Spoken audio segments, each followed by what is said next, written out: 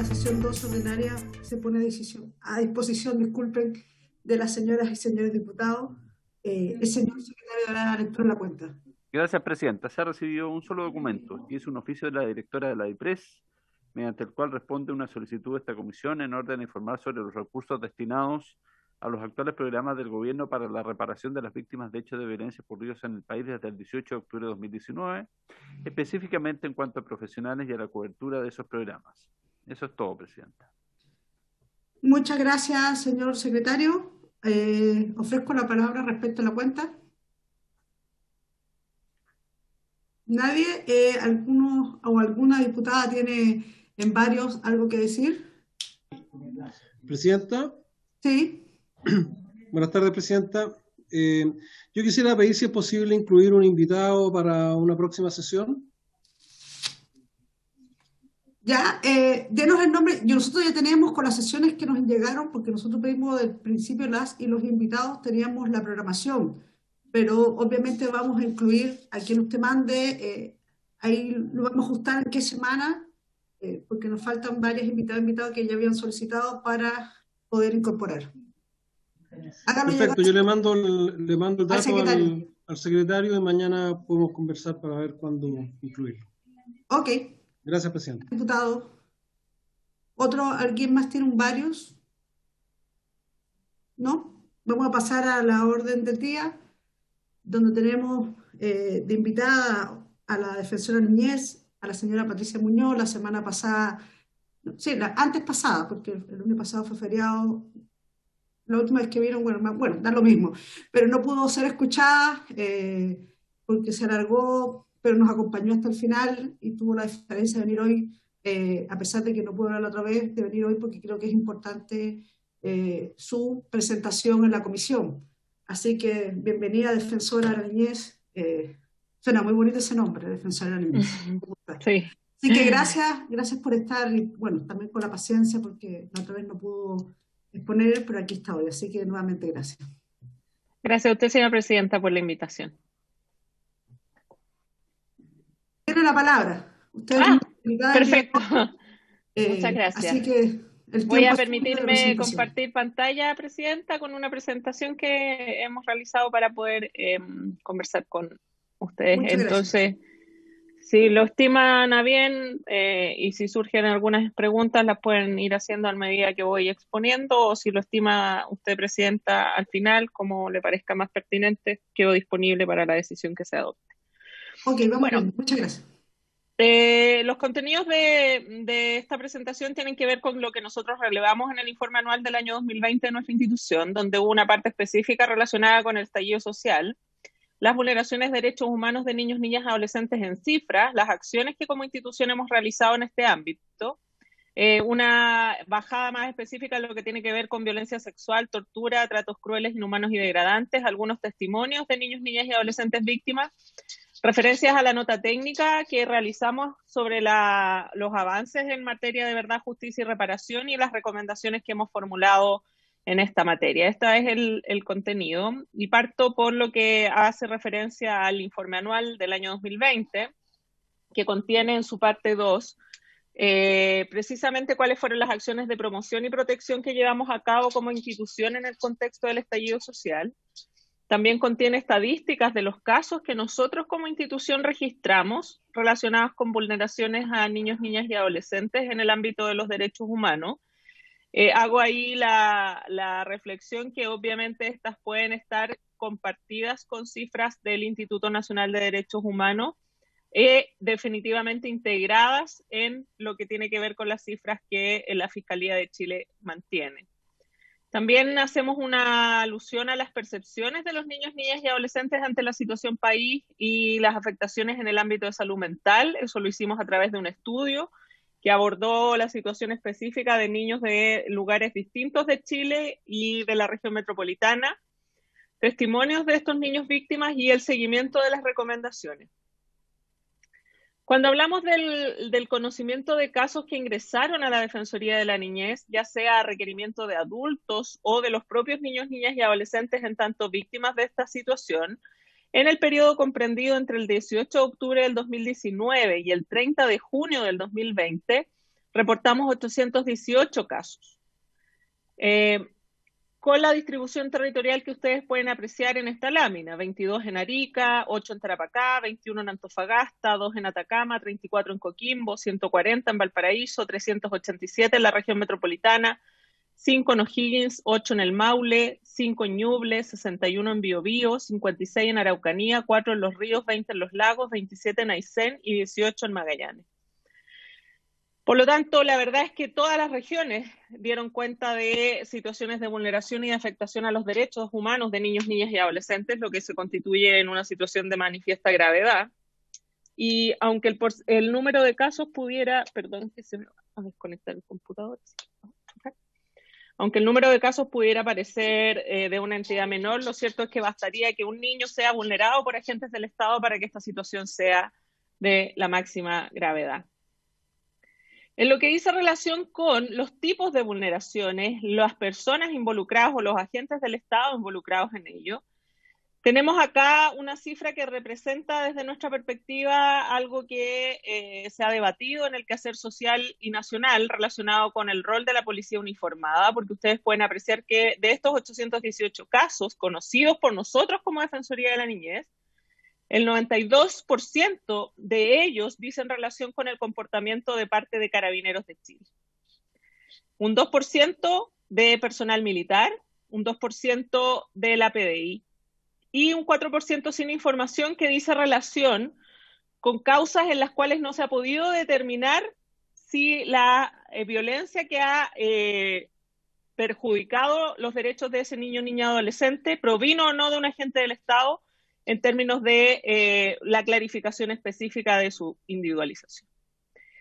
Otro tema muy relevante, señora presidenta, tiene que ver con que en el 59% de estos 18 casos se trata de niños, niñas, adolescentes que se encuentran vinculados con el sistema proteccional de nuestro país y un 35% con adolescentes vinculados al sistema de responsabilidad penal adolescente. O sea, en 416 casos, lo que vemos es que casi la mitad de estos 818 se trata de niños que están vinculados con el Estado por programas relacionados con la protección o la justicia juvenil.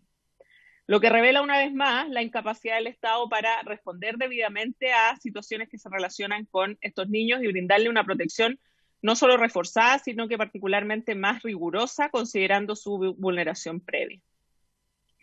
Cuando hablamos de dónde se produjeron o en qué situaciones se produjo la vulneración a los derechos humanos de estos niños, niñas y adolescentes, tenemos que un 53% de ellos en marchas o manifestaciones, un 26% en situaciones cotidianas.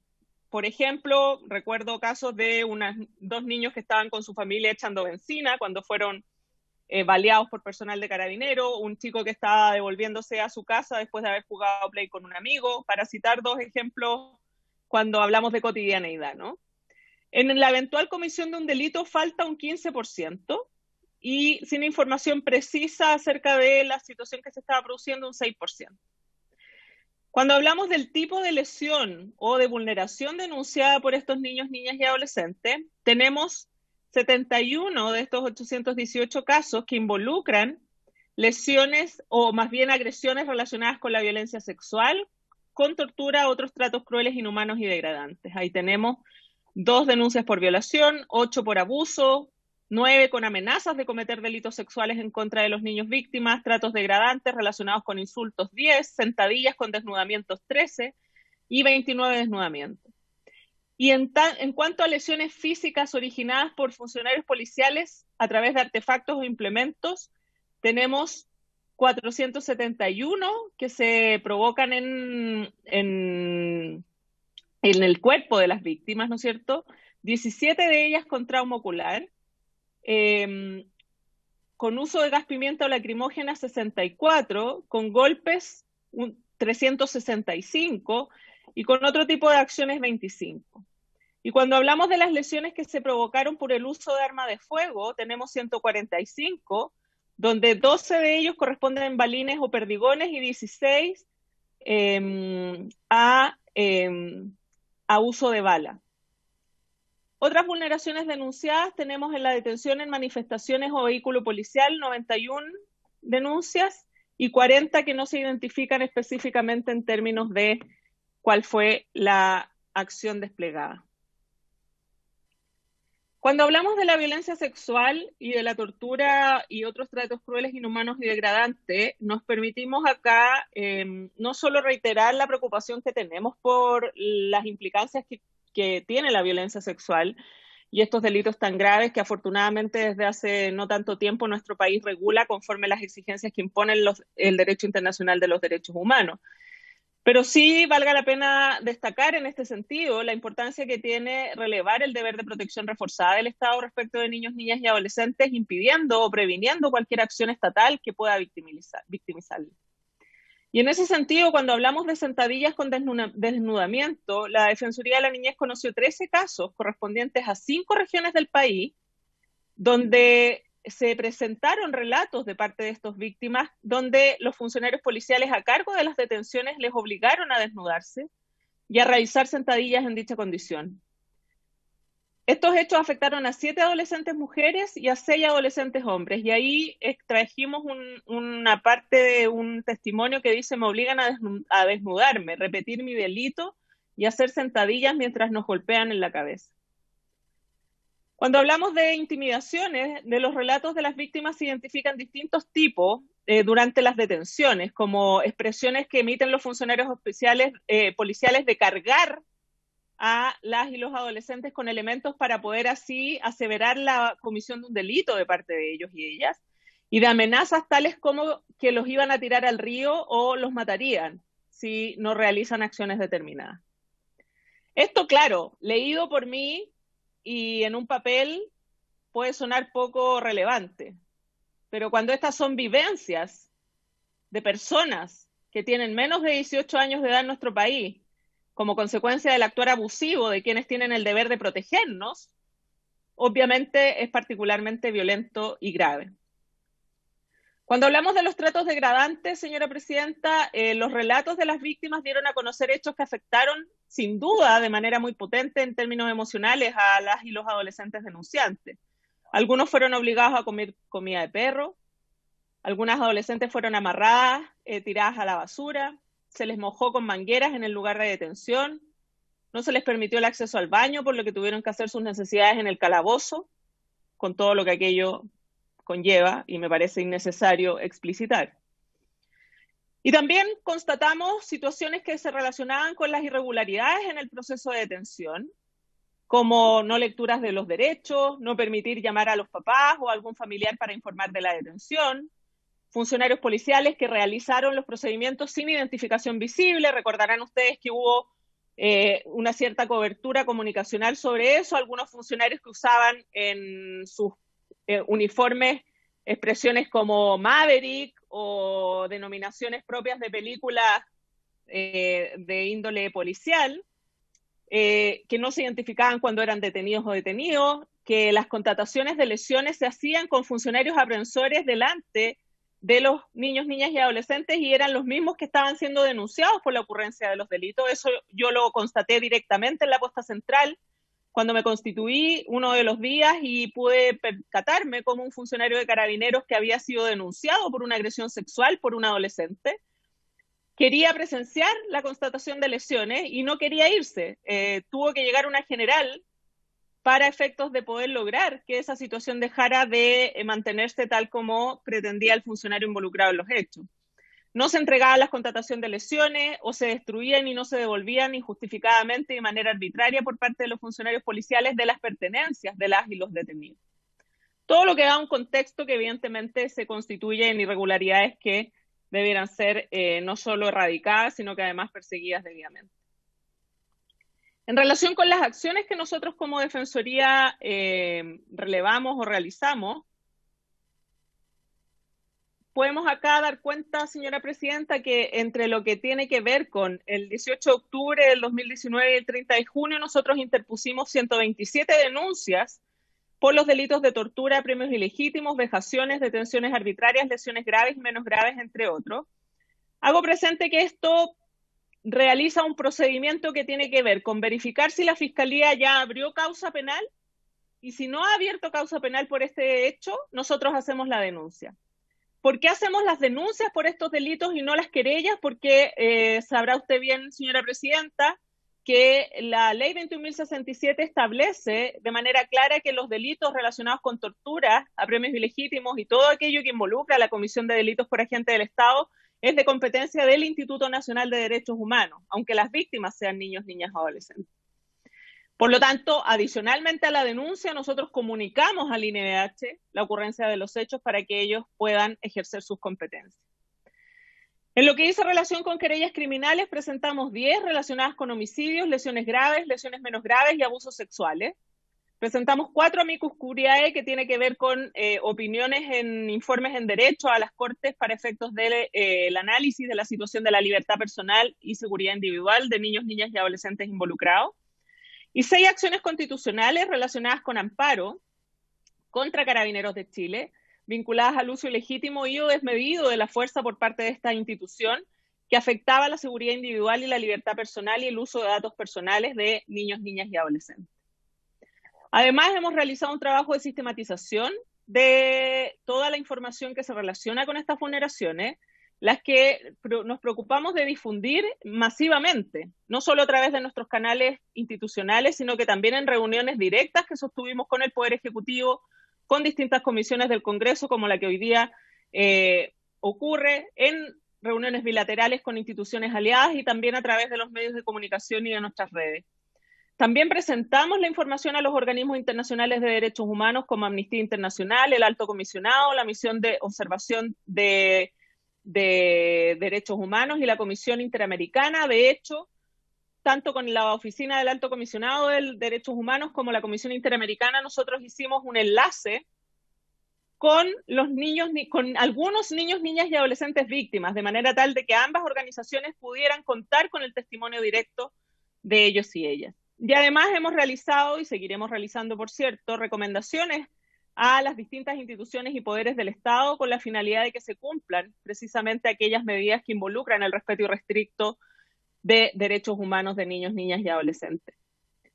En nuestro informe anual nosotros contemplamos 14 testimonios de estos 818 víctimas, que son los niños y adolescentes que ustedes pueden ver en esta imagen. Por supuesto, dejo explícitamente mencionado que toda esta exhibición y este material ha sido consentido por las propias víctimas, como también consentido por sus familiares, quienes estuvieron disponibles para poder entregar sus testimonios en el valor que le daban a la posibilidad de ser oídos en las vivencias que habían tenido en relación con esta situación. Y si me permite, señora presidenta, solicitaría la posibilidad de que se pueda exhibir este video, que no dura más de 5 minutos, donde se pueden escuchar algunos de esos testimonios, al menos algunos extractos, si es que usted lo estima pertinente, si no, sigo con la presentación.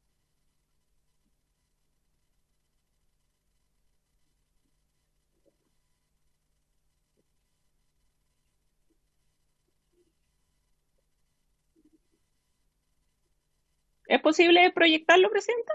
No sé si requiere contar con la autorización o aprobación de los demás miembros de la comisión. Disculpe.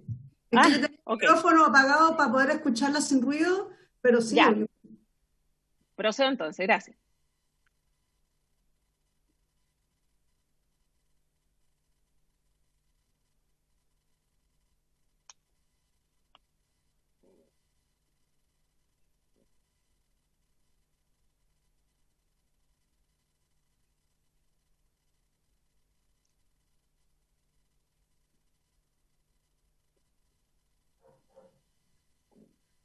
¿No se escucha o yo no escucho?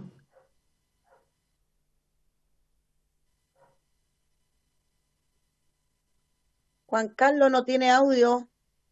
Sí, perdón, ¿no se oye lo que no se oía? No se escucha nada. Al menos yo por eso pregunté a los otros diputados. Ah, no, debe ser porque yo estoy con audífonos. Denme un segundo, a ver si es que... Ya. Lo pone de nuevo, no hay problema.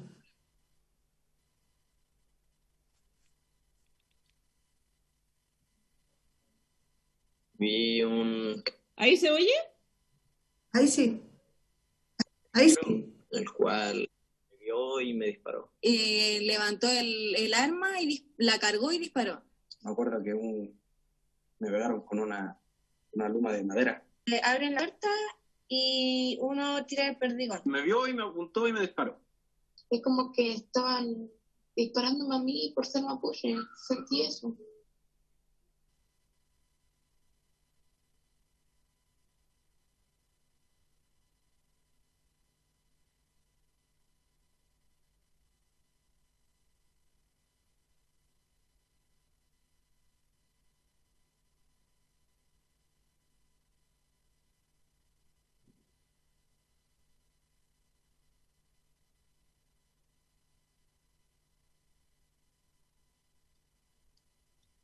Bien, la verdad, señora presidenta, es que nosotros solo trajimos este extracto que es mínimo, dura 1 minuto, pero en nuestra página web, en el contenido específico del informe anual 2020, pueden oír y ver estos 14 testimonios en su plenitud.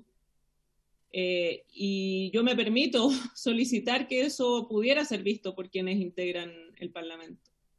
Porque muchas veces se cuestiona acerca de la violencia que representa la violencia institucional, y lo cierto es que es distinto cuando eso se ve proveniendo directamente de las víctimas.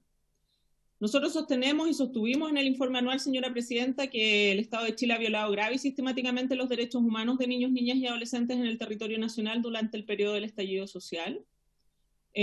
Lo seguimos sosteniendo sobre la base de lo que argumentativamente entendemos por gravedad y por sistematicidad. Y evidentemente, además, conforme lo que vamos a poder apreciar ahora en lo que dice relación con la nota técnica número 2 del Observatorio de Derechos de la Defensoría de la Niñez, donde nos permitimos analizar, gracias a la entrega y disposición del Fiscal Nacional, los datos del Ministerio Público relacionados con la indagación de aquellas causas en las cuales niños, niñas y adolescentes han sido víctimas de violaciones a sus derechos humanos. Lamentablemente podemos decir que no tenemos ni verdad, ni justicia, ni reparación. Y por eso es que nosotros en la nota y en el título buscábamos conocer cuáles eran los avances en esta materia, porque creemos de manera muy profunda que sin verdad ni reparación es imposible que hablemos de justicia.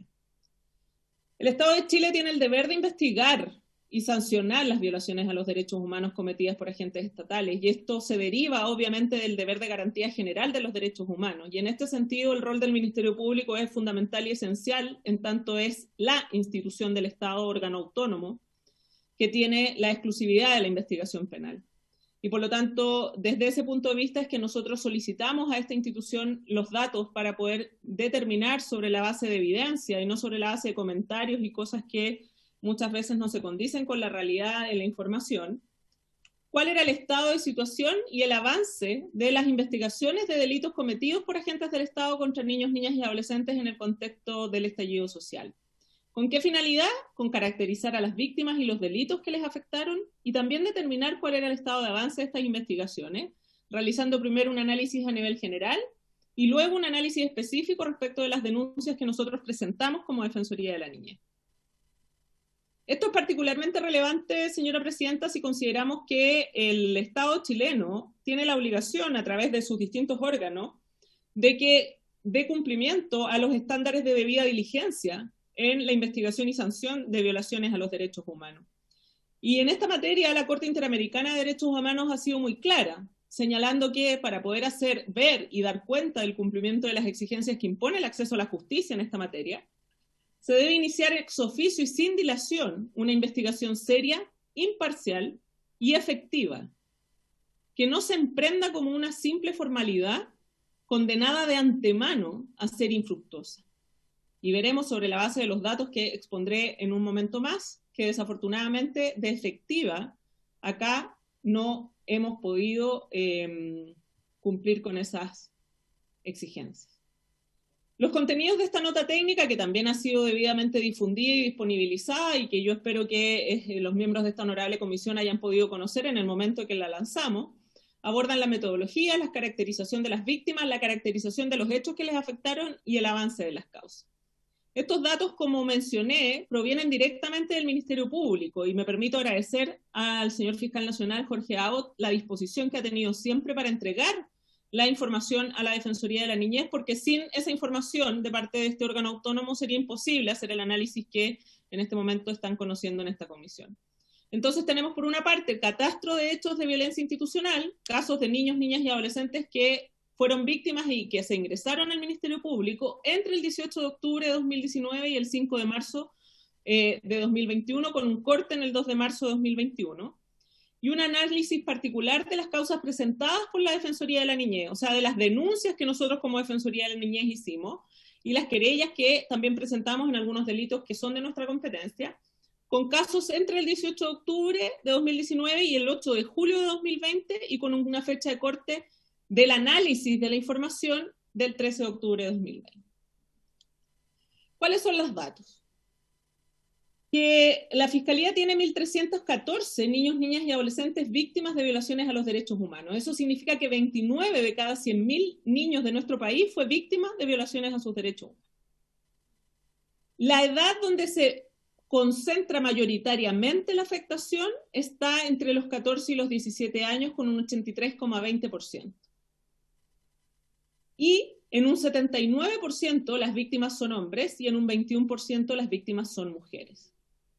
En el lado derecho de su pantalla pueden observar el porcentaje de víctimas por región, donde resalta significativamente la región de Aysén con 78,0%, para luego seguir por la región de Valparaíso y la región metropolitana, la región de Antofagasta, la región de Atacama y la región de Arica, como las que mayores porcentajes representan.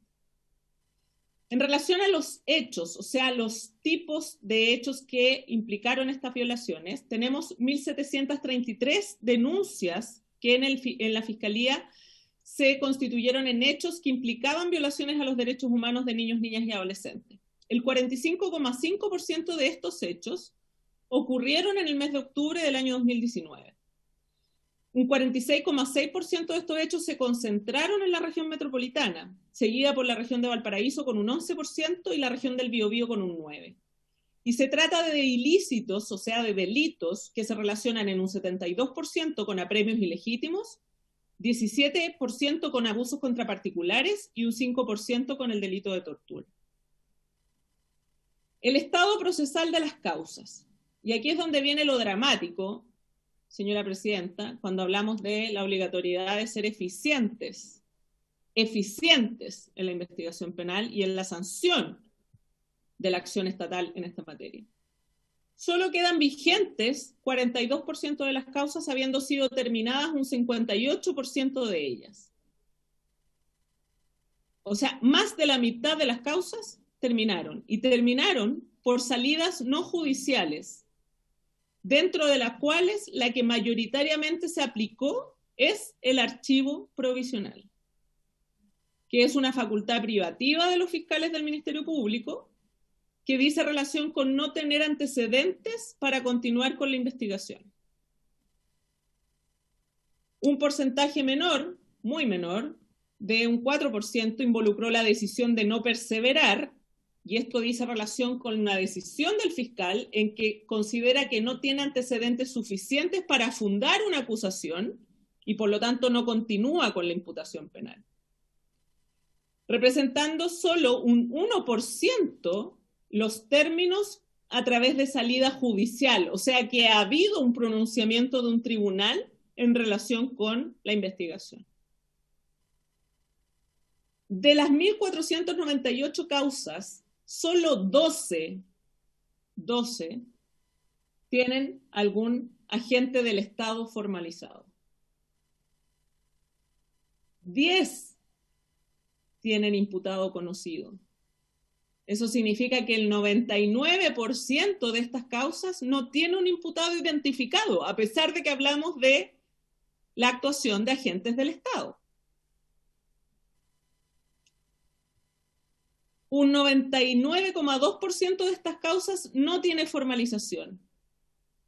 Hago presente, señora presidenta, que estas cifras pueden haberse alterado en algún porcentaje considerando la fecha de emisión de la nota técnica nuestra, para efectos de que eso quede claro en ese sentido, ¿no? Ahora, el porcentaje no ha variado de 99 a que ahora el 99% de las causas tiene imputado conocido y el 99% tiene imputado formalizado, porque esa no es la realidad. Puede haber habido una variación porcentual menor. yo les decía que esta nota técnica tuvo dos análisis, una en términos generales y otra específica de las denuncias que presentamos nosotros como Defensoría de la Niñez. Y de esas denuncias lo que nosotros pudimos constatar es que solo en el 29% de ellas las víctimas habían sido contactadas para prestar declaración en la Fiscalía. ¿Cómo puedo yo investigar un delito de esta naturaleza si no entrevisto a la víctima? Y esto además evidencia otra situación, que por supuesto en la nota técnica está explicitado, que el propio instructivo del fiscal nacional obliga en casos de tortura y de violencia institucional a entrevistar por parte de los fiscales, de abogados asistentes, a las víctimas y no delegar esa diligencia. Por si la excusa fuera que en los demás casos se delegó eso en la policía. Y solo en un 51% de estos casos, las víctimas han sido derivadas a la atención de profesionales especializados para determinar su situación y necesidad proteccional. Y esto también es particularmente grave si consideramos que las fiscalías tienen una unidad que se llama Unidad Regional de Atención a Víctimas y Testigos, que no tiene por finalidad atender y hacer terapia, ni atender directamente a las víctimas, pero sí tiene una obligación, que es atender a las víctimas y reportarle al fiscal del caso si es que éstas requieren o no algún tipo de apoyo o algún tipo de protección especial en razón de su situación de victimización. Y solo la mitad de las causas tienen esa situación abordada. En relación con las lesiones oculares, de los antecedentes que nosotros pudimos constatar, 35 víctimas son niños, niñas y adolescentes. Y hay 61 causas que son conocidas por la Fiscalía asociadas a víctimas de trauma ocular. Y el estado procesal de esas causas son 0 causas con formalización, 13% con imputado conocido, 59% con las causas terminadas y 25% de ellas, de las terminadas, por archivo provisional. Como análisis final, baja cantidad de imputados conocidos, baja cantidad de formalizaciones. Y esto solo evidencia la existencia de serias falencias en la investigación de los procesos de no solo interés público, sino que de significativa gravedad si consideramos que hablamos de violaciones cometidas por agentes del Estado en contra del grupo más vulnerable de nuestra población: niños, niñas y adolescentes. Y eso tiene una consecuencia muy clara. No se contribuye de manera alguna a la obtención de verdad, ni tampoco se asegura el cumplimiento de un estándar internacional de derechos humanos que corresponde al acceso a la justicia de parte de las víctimas. Eso motivó que nosotros propusiéramos o diéramos cuenta de desafíos que son ineludibles tanto para el Ministerio Público como para el Poder Ejecutivo. Para esa primera institución, centrados en la necesidad de formación continua en materia de derechos humanos que permita realizar investigaciones de violencia institucional por fiscales y funcionarios especializados que no solo tengan conocimiento, sino que también las competencias necesarias para que esta dirección de la investigación sea oportuna y eficaz, cumpliendo con los estándares que exige la debida diligencia, la necesidad de sociabilizar internamente y estandarizar las estrategias de investigación en este tipo de delitos, de manera tal de generar un estándar de actuación de la Fiscalía en materia de violencia institucional que permite crear capacidades y además evitar que dependiendo del fiscal que me toque o de la región que me toque, tengo más posibilidades de que la causa tenga éxito en definitiva y se pueda redundar en una persecución penal eficiente contra el agente del Estado que provocó mi victimización. Y esto demanda indudablemente la formación continua en derechos humanos y en investigaciones de esta naturaleza, partiendo por los fiscales regionales, que son los jefes regionales de los fiscales adjuntos, porque sin la capacidad técnica de parte de ellos, la posibilidad de que ellos y ellas controlen efectivamente el quehacer de los fiscales adjuntos a cargo de cada una de las causas no resulta viable.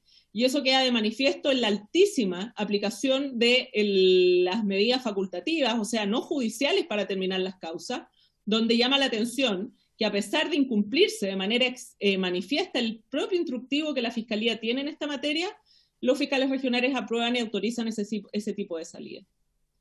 Y obviamente para el Poder Ejecutivo, la necesidad de cumplir con la obligación de disponer todas las medidas necesarias para que el aparato estatal, a través de sus diversos órganos, partiendo por la policía mayormente involucrada, que no puede permitirse cometer este tipo de vulneraciones, cumplan con las necesidades de prevenir, investigar y sancionar las violaciones a los derechos humanos, así como también reparar reparar los derechos de quienes han sido víctimas, lo que tampoco hemos podido conocer en nuestra estructura nacional.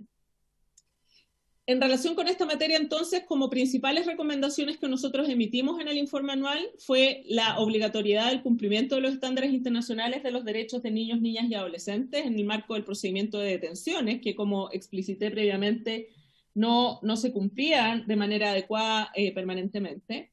La adopción de medidas inmediatas de reparación a niños, niñas y adolescentes víctimas de violencia policial, tanto en el ámbito físico, psicológico y económico. Por supuesto, la abstención de las y los funcionarios policiales de realizar cualquier acción que pueda infringir los derechos humanos y la necesidad de generar un sistema de protección que aborde de manera integral la crisis social, previniendo y mitigando los daños y los riesgos futuros, entregando garantías de no repetición en nuestro Estado. Ahí en la presentación que yo les mandé la semana antepasada, señora presidenta, cuando comparecí, también aquí están los links a la nota técnica a la que he hecho referencia, a los relatos que le decía estaban de manera íntegra de estos 14 niños, niñas y adolescentes, y la parte 2 específica del informe anual, que es aquella donde se contienen los elementos que me he permitido resumidamente exponer ante esta honorable comisión, quedando disponible, por supuesto, para las dudas o consultas que se puedan realizar. Muchas gracias. Muchas gracias por tu presentación, defensora de la niñez. Doy la palabra ahora a las diputadas y diputados presentes. No sé quién está presente de manera presencial. Bernardo Berger y don Nino Bartolo. También los saludo porque como no los veo en la pantalla, pero doy la palabra. Diputada Carmen Hertz ha solicitado la palabra. Bueno, gracias, presidenta. Agradecerle, por cierto, a la defensora de la niñez el que nos haya expuesto esta digamos, nos haya entregado esta exposición tan detallada acerca de la situación de vulneración de derechos humanos en niños, niñas y adolescentes. Mi pregunta tiene que ver con que nos pudiera decir si la Defensoría ha tenido alguna respuesta a alguna de las 331 recomendaciones que hicieron en su informe anual del 2020, y que se lo hicieron, entiendo, a organismos de los 3 poderes del Estado y también a organismos internacionales, también a organismos autónomos y a municipios. Esa es mi pregunta, a través suyo, presidenta. Gracias. Muchas gracias, diputada Hertz. Si hay alguien más, diputado, que quiera hacer consulta. Está don Bernardo Berger, presidente. Diputado Bernardo Berger, tiene la palabra. Buenas tardes, presidenta. Buenas tardes también a diputadas y diputados que están presentes en la comisión y, por supuesto, también en forma muy especial a la defensora de la niñez, señora Patricia Muñoz. Consultarle que la defensora puede hacer algún comentario en relación a que cree que el trabajo de la Fiscalía estaba a la altura respecto de las investigaciones que usted acaba de comentar y que todavía están en curso. Se lo pregunto porque aparentemente hay un escaso avance procesal que se ve en cada una de estas investigaciones que se están llevando a cabo. Y lo otro, preguntarle también a la defensora qué medidas del gobierno respecto de la reforma de Carabineros valora como necesaria para que estos hechos no se repitan en el futuro. Esas serían las consultas. Muchas gracias. Muchas gracias, diputado Berger. Diputado Pardo, ¿levantó la mano? ¿No? Era para otra cosa, presidenta, pero aprovecho, si no hay otra palabra pedida, un comentario. Yo creo, viendo la exposición de la defensora, que el panorama respecto de estas causas no es muy distinto del panorama que sufre la ciudadanía común y corriente respecto de las situaciones de delitos en que son vulnerados, no necesariamente por agentes del Estado, pero por el delito común. El archivo provisional de las causas, el hecho de que prácticamente las personas tengan que actuar como verdaderos investigadores o policías, y si no las causas no se mueven, me parece a mí que es una condición general del sistema, más allá de que obviamente el tema de derechos humanos debe tener una prioridad. Entonces, yo quisiera solamente hacer ese comentario, porque cuando estamos hablando de violaciones sistemáticas, que yo no comparto que sean violaciones sistemáticas, porque no hay un interés ni una disposición en ese sentido, a mi juicio, pero cuando estamos hablando de violaciones sistemáticas a los derechos humanos, creo que es importante hacer también la distinción, porque si no podría pensarse, aquí hay una instrucción del Estado para no perseverar en esto, y yo veo que el panorama que nos presenta la defensora es muy parecido al que sufren incluso las propias víctimas de la violencia que se vivió en los meses de octubre, quienes perdieron sus pequeños emprendimientos, tuvieron y sufrieron los efectos de la violencia, tampoco han sido debidamente amparados por la justicia ni por el Estado. Ese comentario nomás, Presidenta. Muchas gracias. ¿Algún otro diputado? Doña Natalia Castillo te dio la palabra. Diputada Natalia Castillo, tiene la palabra. No la vi. Sí, muchas gracias, Presidenta. No, yo disciplinadamente la pido con la manito del Zoom. Ahí enseguida el secretario me dio el paso. Bueno, saludar a la Presidenta también, a la comisión y, por supuesto, a nuestra invitada. Yo quería preguntarle, defensora, ¿dónde es que usted está visualizando los principales nudos críticos para que estas causas no lleguen a buen puerto, ya sea que no puedan tener una tramitación debida, y además que vemos que hay un número importante de causas que terminan sin solución? Eso por un lado, como en términos judiciales, y en términos más de la responsabilidad que puede tener el Estado en cuanto a la protección de niños y niñas y adolescentes, más en estos casos en particular donde ellos han sido vulnerados en sus derechos, ¿qué medidas por parte del Ejecutivo se han tomado para intentar reparar aquellos daños que se han producido en estos niños, niñas y adolescentes, más allá de lo que se relaciona en particular con los procedimientos judiciales, si las familias, por ejemplo, han tenido el debido acompañamiento, si hay algún programa asociado a, por ejemplo, terapias psicológicas que puedan permitirlos sobrellevar los abusos a los cuales fueron sometidos, porque podemos discutir en términos de judiciales si es que hay o no responsables, pero lo que no podemos poner en discusión es que efectivamente existen estos niños y adolescentes que han sido vulnerados en sus derechos y que evidentemente tienen un daño asociado también a esos hechos. Entonces,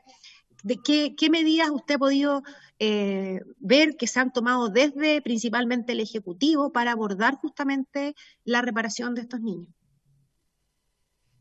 Gracias, diputada Castillo. Si no hay otro diputado.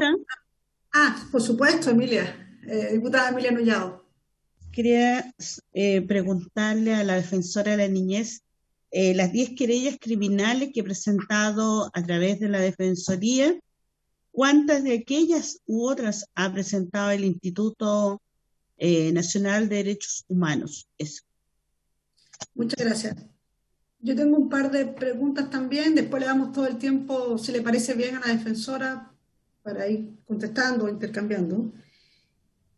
Primero, yo quedé bien impactada cuando usted decía, y como bien dice usted, una cosa es leer el papel y otra cosa es vivirlo, cuando usted en la presentación relataba que algunos le obligaron a comer comida de perro, fueron amarradas, para no repetir lo que usted nos presentó. Si ustedes desde la institución recibieron alguna explicación producto de esos hechos tan brutales, es decir, independientemente obviamente de las causas, de las querellas, pero desde el punto de vista institucional, porque lo que se describe y lo que usted escribe en la presentación, de verdad no lo queremos para ninguna niña, niño, adolescente en nuestro país. Entonces, lo encontré bien brutal. Y como bien decía usted, una cosa es leerlo y otra cosa es vivirlo. Y ahí también la pregunta si el Estado de alguna forma le ha dado ayuda psicológica a esas y a esos adolescentes que sufrieron este tipo de tratos. Es decir, usted decía amarrada, es decir, yo encuentro que es bien brutal, o hacer las necesidades ahí en la celda, donde estaban. Entonces, si alguna vez desde el Estado ha existido interés por darle apoyo psicológico a esta y estos jóvenes. Respecto al resto de la presentación,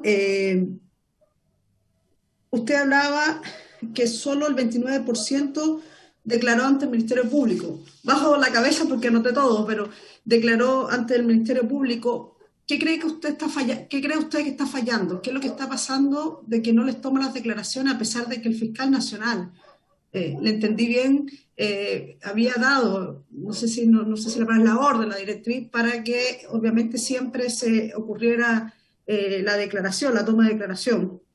Y lo mismo tiene que ver, que pasa que de las 1.498 causas, solo hay 12 con el agente del Estado formalizado. ¿Qué está pasando? Es decir, un poco lo que preguntaba la diputada Natalia Castillo, que es cuáles son los nudos para que esto ocurra, porque uno queda bien impactada cuando ve la cifra. Y creo que hay el 1% decía que se lograba finalmente tener alguna resolución de la causa. Entonces, ¿qué es lo que está pasando ahí? ¿O qué es lo que debería pasar para que esto no ocurra? Respecto a las 1.314 víctimas, niños, niñas, adolescentes, me llamó la atención la cifra de Aysén. Entiendo que vi que era muy alta, no digo que en el resto del país también, pero lo de Aysén, más bien confieso que me pregunté qué pasaba en Aysén, que ocurrió que esa cifra fuera tan elevada, y ahí le pregunto. Y por último, me interesa mucho cuántas niñas, niños y adolescentes, imagino que sobre todo adolescentes, sufrieron la vulneración de sus derechos de connotación sexual. Yo recuerdo que, por ejemplo, en el caso en Macul, hubo el caso de estudiantes que fueron detenidas y que hicieron, obviamente, denuncias respecto a vulneración de sus derechos en materia sexual. Entonces, creo que eso es muy importante también, si usted tiene esos datos, porque no queremos que eso nunca más ocurra. Eso por el momento.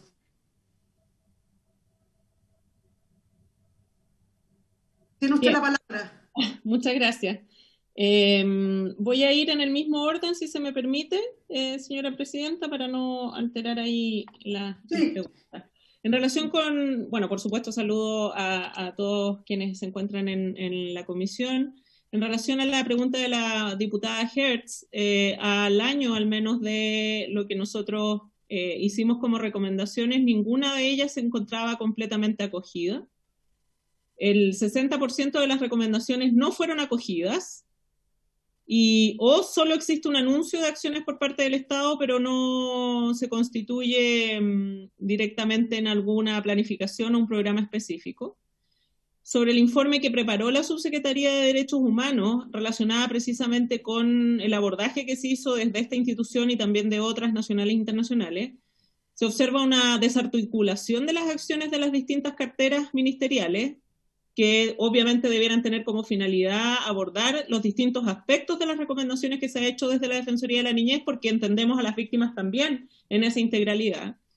Y urgía y sigue urgiendo que se inicie una diferenciación de las acciones establecidas por grupo etario o respecto de situaciones de vulnerabilidad, porque evidentemente tratar de plantear todos los mismos términos no es posible. Y en ese sentido, obviamente las respuestas no son tan positivas. Solo relevar, diputada Hertz, por su intermedio, señora presidenta, que nosotros hemos implementado hace poco tiempo el Observatorio de Derechos de la Niñez y Adolescencia. En él hemos solicitado información específica para poder tener un análisis claro y concreto de cada una de las recomendaciones que hemos formulado por este tema, como también por otros abordajes institucionales. Y siempre aquello demanda también la entrega de información de parte de los organismos involucrados. En este caso, por ejemplo, necesitamos información muy importante del Ministerio de Salud para determinados abordajes relacionados con la intervención psicológica o en el ámbito de las lesiones oculares o lesiones físicas. También, por supuesto, con información relacionada con el propio Ministerio de Justicia y Derechos Humanos en materias específicas o con el propio Ministerio del Interior. Razón por la cual hago presente esta respuesta, pero siempre con la necesidad de relevar que en nuestro observatorio estamos levantando más información y esperamos poder tener una respuesta mucho más completa y ojalá con un cambio también, ¿no? Ojalá que las recomendaciones sean acogidas, que es lo que más nos interesa por el bienestar de niños, niñas y adolescentes víctimas y, por cierto, de quienes viven en nuestro país. En relación a lo que plantea el diputado Berger,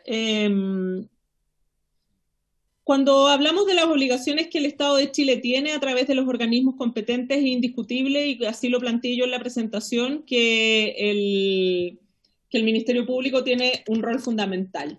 Y en ese sentido, cuando yo explicité que la obligación de la investigación se basa en un estándar internacional que dice relación con la debida diligencia, lo que no puede pasar es que en definitiva las investigaciones se abran, pero que no tengan eficiencia y que solo queden ahí como un contexto y reconocimiento formal de que hubo una denuncia, pero no representen luego la posibilidad de persecución.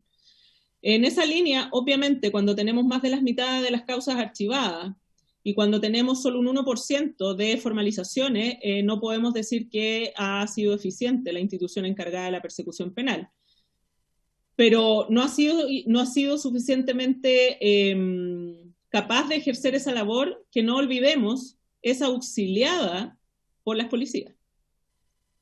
Y me permito hacer ese énfasis porque las y los fiscales de Chile no son policías, dirigen a las policías.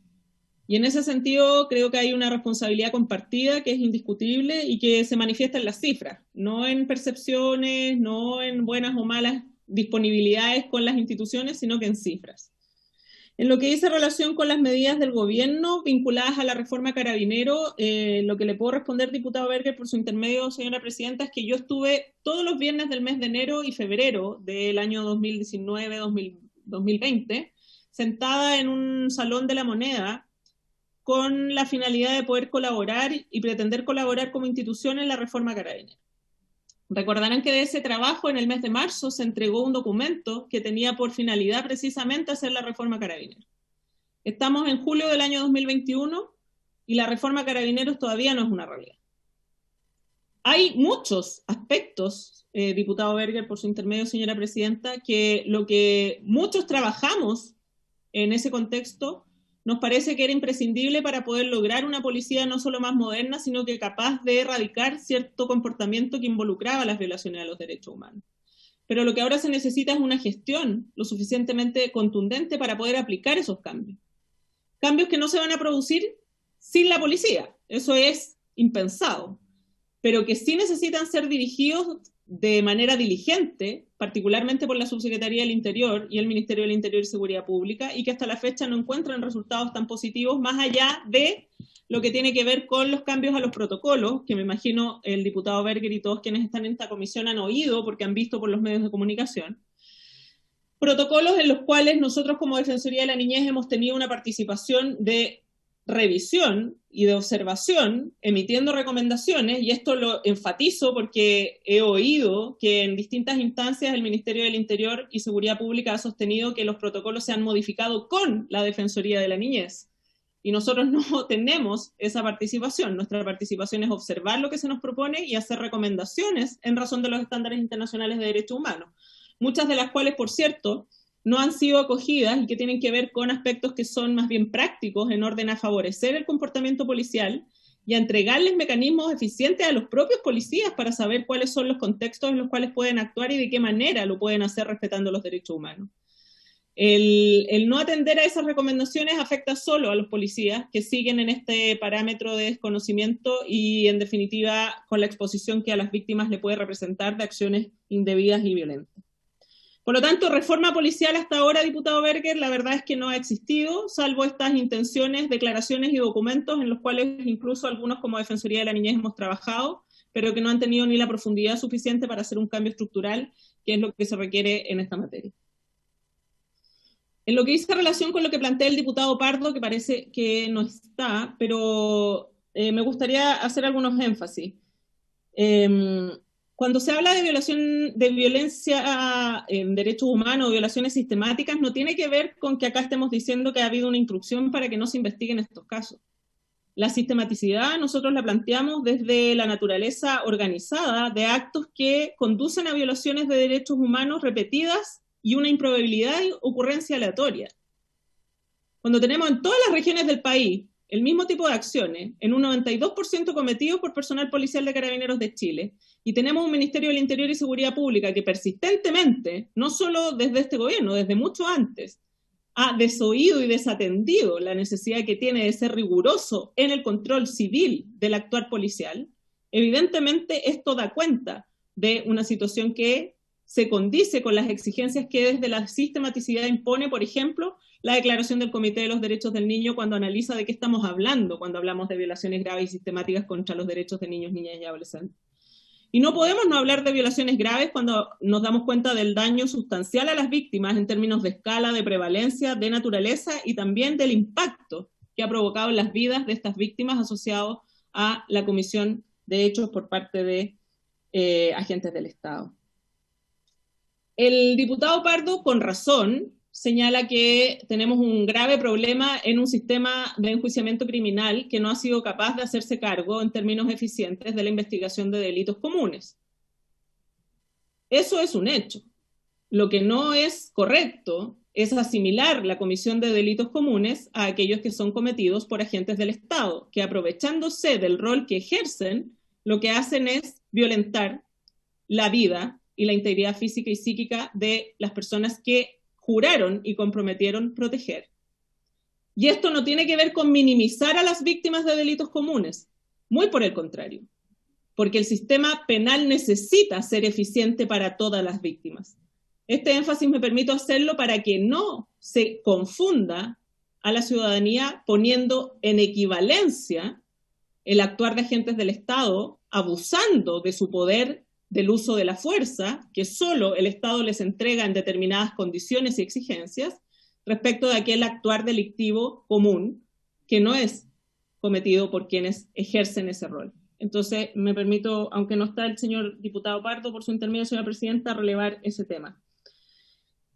Respecto a la diputada Castillo, bueno, los nudos críticos tienen que ver con la falta de formación en materia de investigación de violaciones a los derechos humanos. Creo que ese es un desafío que tiene la institución, así lo planteamos nosotros en la nota técnica, y que es un desafío que no solo le asiste a los fiscales adjuntos, o sea, aquellos que están directamente en cada una de las causas, sino que le asiste de manera directa a quienes son autoridades de esa institución.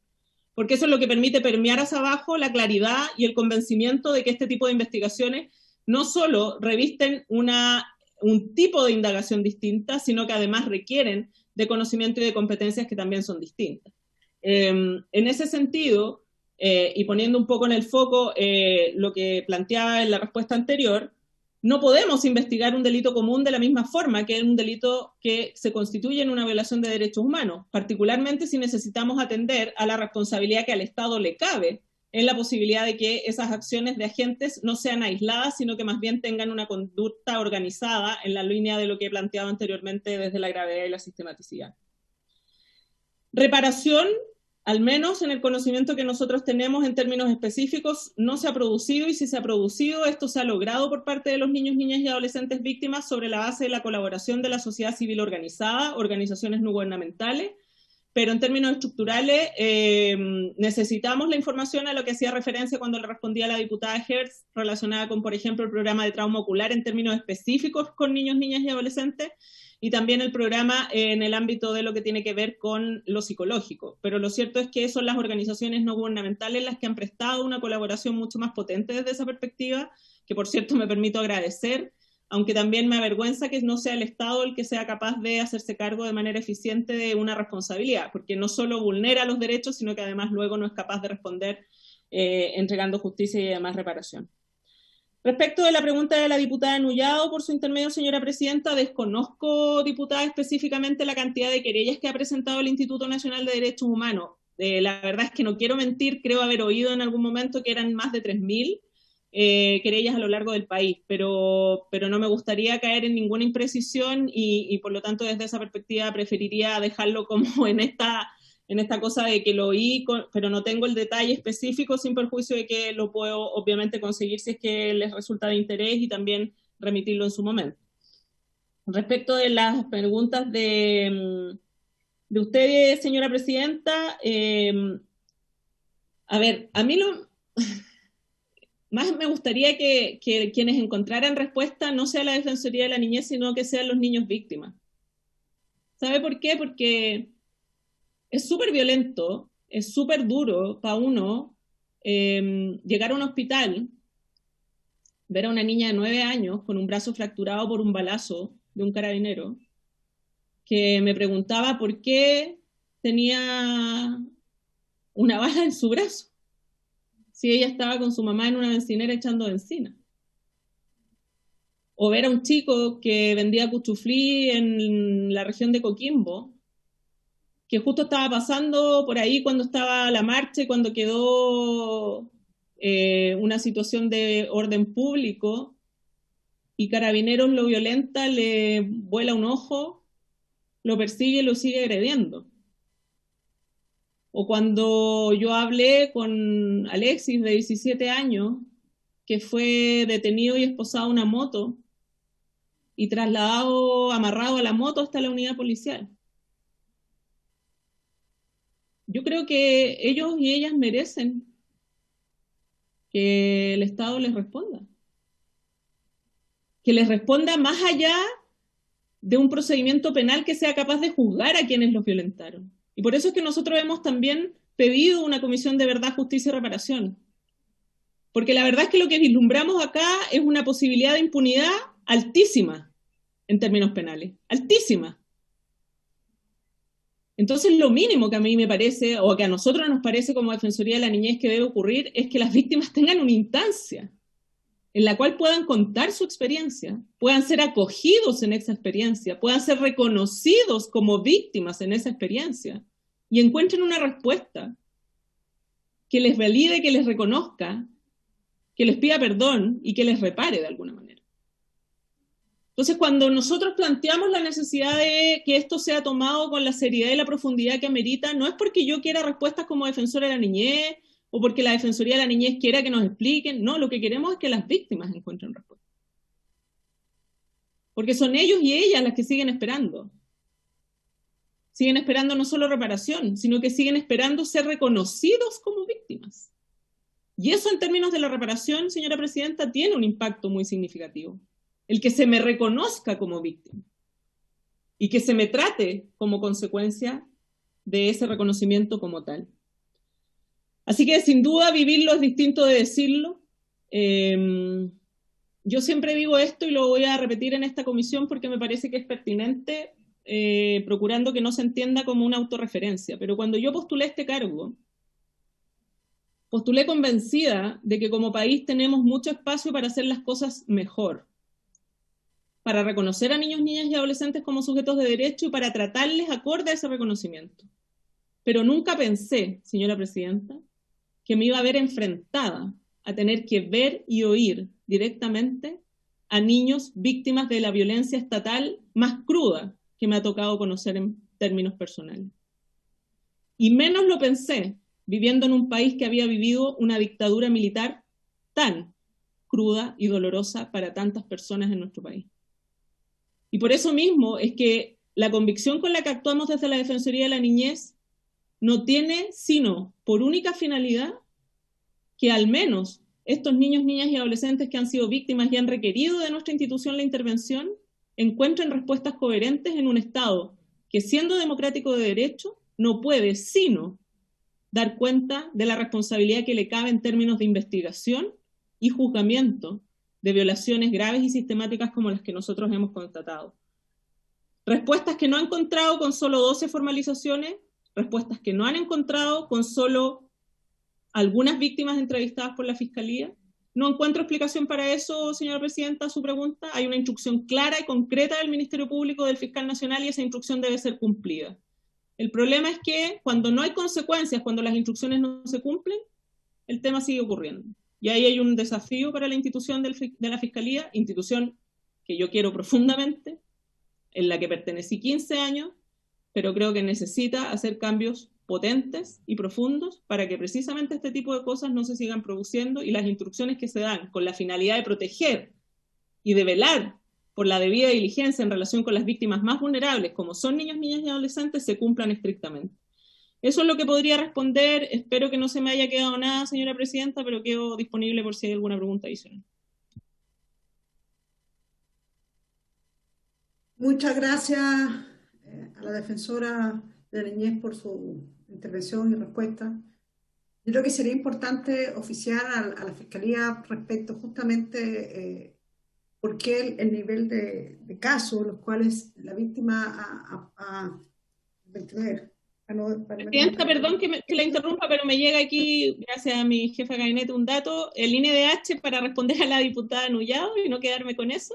reporta en su balance en la página un total de 2.520 querellas, de las cuales 31 causas se encuentran formalizadas y hay 72 imputados conocidos. Eso para que no se me quede ahí en deuda.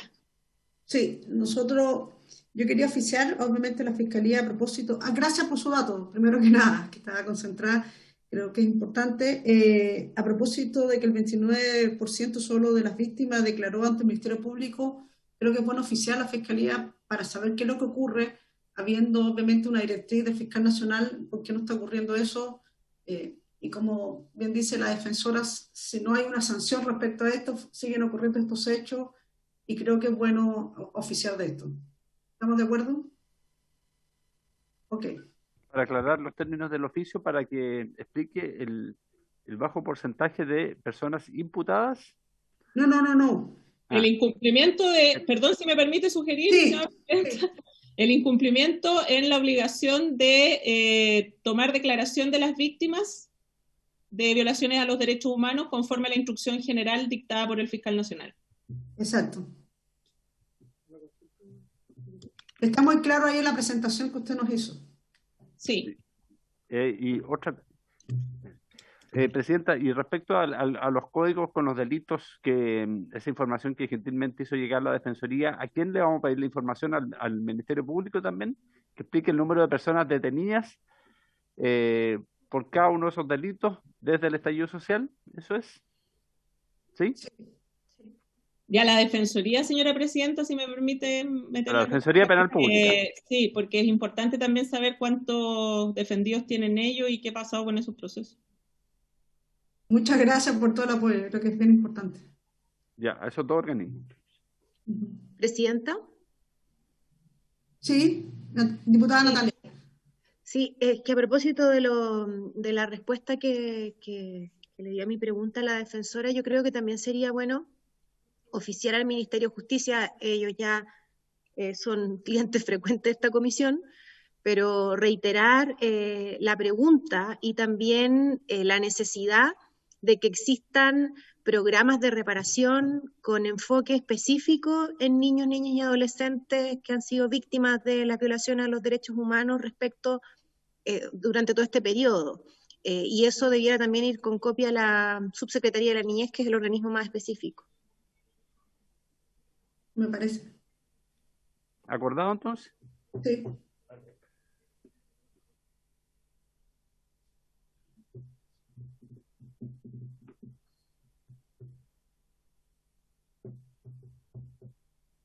¿Algún otro diputado? Con don Nino Bartolo, presidente. Diputado, tiene la palabra. Gracias, presidenta. Una consulta a la defensora de la niñez. Dentro de todas las causas que hay por parte del fiscal hacia los jóvenes o adultos, el que sea que haya estado en una manifestación, que haya causado daños, destrozos, y que hay algún antecedente que también haya sufrido derechos humanos, pero que esté causado por parte del fisco, como para tener un antecedente si se ha habido alguna relación que, tomándolo detenido por una causa X, se haya violado sus derechos humanos y no se haya ejecutado la acción de derechos humanos. No sé si me explico. Porque hasta ahora escuchamos gente que iba pasando por la calle y que sufrió un daño y que tampoco le han hecho ningún sentido, ¿no es cierto?, la justicia, o el gobierno, o el Estado, lo que sea. Entonces me gustaría saber si ella tiene antecedentes, si usted tiene antecedentes, que deteniendo a una persona porque hoy día está acusada porque lanzó una bomba molotov, porque hizo rompimiento de algún artefacto público o privado, esté, ¿no es cierto?, también en la parte de él, de su defensión, que le hayan violado sus derechos humanos. ¿Hay casos de ese estilo? Que por efecto de la participación no sé si me explico. Le entiendo, diputado. Para poder tomar, para ir desenhebrando, tomando la hebra para poder desenredar esto. Porque si no, es lo que dice alguien y la justicia que hemos dicho acá en esta comisión, que ni la Fiscalía ni la Defensoría han dado, por lo menos no han llegado a esta comisión a explicar cuál es el motivo de que alguien que ha sufrido en la calle un vejamen, ¿no es cierto?, por parte del Estado, no lo estén ayudando para que la justicia funcione y nos tiene a todos entrampados en esto, cuando debería funcionar la Fiscalía y la Defensoría Pública. ¿Puedo responder, señora presidenta? Sí, por supuesto.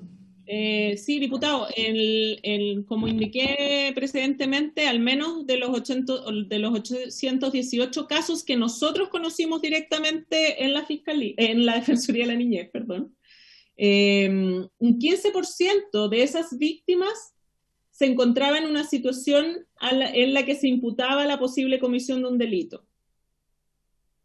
O sea, un 15% de esos 818 casos. Lo que no tenemos como dato, y lo hemos requerido a la Defensoría Penal Pública, y de hecho hemos pedido formalmente al Defensor Nacional subrogante, Marco Montero, una reunión que me fue concedida para el mes de agosto recién, es con precisión cuántos adolescentes se encuentran involucrados en procesos penales por la ocurrencia de delitos ocurridos en el contexto del estallido social, para poder determinar qué acciones se han ejecutado por parte de la Defensoría Penal Pública en relación con su defensa, y si es que además de ese 15% al que yo he hecho referencia, existen otros casos en los cuales esos adolescentes hayan denunciado vulneraciones a sus derechos humanos. No sé si logro de alguna manera responder a su inquietud, pero al menos desde la Defensoría Penal Pública tenemos esa información pendiente, y yo solo hoy día puedo hacer referencia al 15% de esos 818 víctimas que estaban involucradas en la comisión de algún delito. Me respondió muy bien, secretaria. Muchas gracias. Nosotros, quería hacer una consulta que yo creo que se la hice inicialmente, pero no sé si fue muy clara en la consulta. Me interesa que quede plasmado, a propósito de que vamos a hacer el informe, porque hemos visto y hemos recibido víctimas que justamente, al igual que ustedes han solicitado, una comisión de justicia, verdad y reparación. Y respecto al apoyo integral, ellas y ellos han planteado que no han recibido por parte del Estado ningún apoyo integral respecto a los hechos que le ocurrieron, hechos muy brutales en la mayoría de los casos. Entonces, o más bien en todos los casos. La pregunta es si los niños adolescentes han tenido ayuda por parte del Estado a propósito de la reparación. ¿Cuál es la información que ustedes tienen respecto a eso? Sí, lo que ocurre, señora presidenta, es que nosotros no hemos podido recibir en términos específicos, a pesar de peticiones que hemos formulado, con claridad cuál es el programa estatal o acción estatal, medida estatal concreta y específica que esté abordando la situación de salud mental, por una parte, y de lesiones eventualmente, no solo en el caso de trauma ocular, sino que también de lesiones de otra naturaleza. O sea, hay niños que tienen, uno de los testimonios en esos 14 que yo les indicaba, tuvo una rotura del brazo que le genera necesidad de rehabilitación, etcétera. Hay un programa de la Subsecretaría de Prevención del Delito asociada a esta materia, pero son acciones más bien aisladas, que era un poco la crítica que yo decía al responderle a la diputada Hertz acerca de la falta de coordinación y de liderazgo efectivo en términos de tomar el tema y generar las dependencias de las instituciones responsables. Entonces, salud, ¿qué programa o qué entidad, por decirlo así, qué dependencia de salud se hace responsable de salud mental a nivel nacional, considerando que hay víctimas en todas las regiones del país? Y de esa manera vamos integrando. Entonces, esa es una información que para efectos del análisis que nosotros tenemos que hacer en el observatorio, no nos ha sido posible obtener.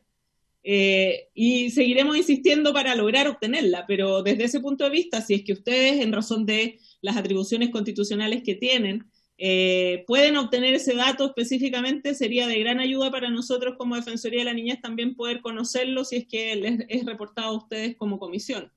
Como le digo, en términos concretos, hay un trabajo que está haciendo la Subsecretaría de Derechos Humanos en relación con el programa de trauma ocular, pero no tenemos el detalle específico de los niños que estén siendo atendidos, y los casos que hemos conocido, más bien, hemos conocido de atenciones realizadas a su respecto por ONG, más que por el Estado. Por eso es que necesitamos la información oficial para poder luego contrastar con las propias víctimas, ¿no? Mientras no tengamos ese dato de manera oficial, eso nos es imposible y solo nos quedamos un poco en la especulación o en la duda, que no es la idea, por supuesto. Sí, en base a eso, se lo agradezco porque nosotros hemos oficiado a propósito de lo que ocurre en el auto, a propósito en el Hospital Salvador respecto a la atención de quienes sufrieron daño ocular, pero claramente no ha habido una respuesta integral de apoyo a las víctimas. Yo creo que hemos oficiado pensando en los adultos. Yo creo que también solicito a la comisión poder oficiar, pero pensando en los niños, niñas, adolescentes. Es decir, qué tipo de ayuda reciben, si existe alguna ayuda integral, qué está pensado por parte del Estado. Yo creo que es bien importante tener esa información. Y ahí se lo podremos, bueno, al Ministerio de la Salud, a la Defensoría de la Niñez, a la Subsecretaría de la Niñez, incluso al Ministerio del Interior. Presidenta, pero el tiene ese programa PIRO, se llama, sí. Y ahí podrían tener una información como concreta. Presidenta, el mismo oficio que había solicitado yo, podemos mandarlo a más instituciones, de hecho, para que sea el mismo, que tenga la misma distribución, pero que sea el mismo oficio. Claro, porque entiendo que recibimos la respuesta hoy del programa de apoyo, pero yo no sé si vienen incluidas niños, niñas, adolescentes, específicamente, por eso yo creo que es importante. Entonces hagamos eso que dice usted, diputada Natalia Castillo, usted, que no me acostumbro, que mandarle el oficio a más instituciones para que claramente nos respondan, porque el programa PIRO de integral no tiene nada. Es decir, todas las personas y todas las víctimas que han venido a la comisión, hay una crítica muy fuerte de funcionamiento y donde no han tenido ningún apoyo, sobre todo en salud mental. Entonces creo que es importante también saber qué ocurre con las niñas, niños y adolescentes. Entonces hay que ampliar, secretario, los destinatarios del oficio que solicitó la diputada Castillo. ¿Al Ministerio de Salud? También, sí. Ya. Eso. ¿Alguna otra pregunta? Porque nos quedan ya pocos minutos a la defensora. La diputada Carmen Gers quiere solicitar la palabra.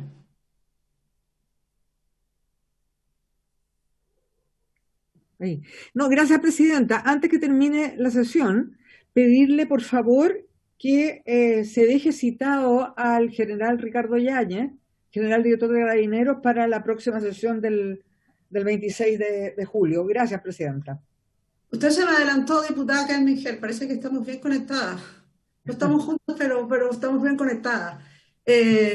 Nosotros para la próxima semana queríamos invitar, en el listado que teníamos previamente, al director general de Carabineros, como dice usted, a Yáñez, y también al fiscal Abbott, dado que es muy importante escuchar al fiscal, teniendo en cuenta todos los antecedentes que nos han entregado las distintas organizaciones, sumado a la que hoy nos ha entregado la defensora de la niñez. Así que va a quedar así. Muy bien. Van a ser nuestros invitados para la próxima semana. Eso, si no hay nada más, agradecerle a la defensora de la niñez. Creo que ha sido muy importante su presentación, muy en detalle. Así que agradecerle y también la paciencia por haber estado las 2 veces en la comisión, pero creo que realmente era importante poder escucharla. Así que muchas gracias, defensora. Gracias a usted, señora presidenta, a todos los miembros de la comisión, que estén muy bien. Muchas gracias. Hasta luego. Habiéndose cumplido el objeto de la sesión, esta se levanta. Que tengan muy buenas tardes todas y todos.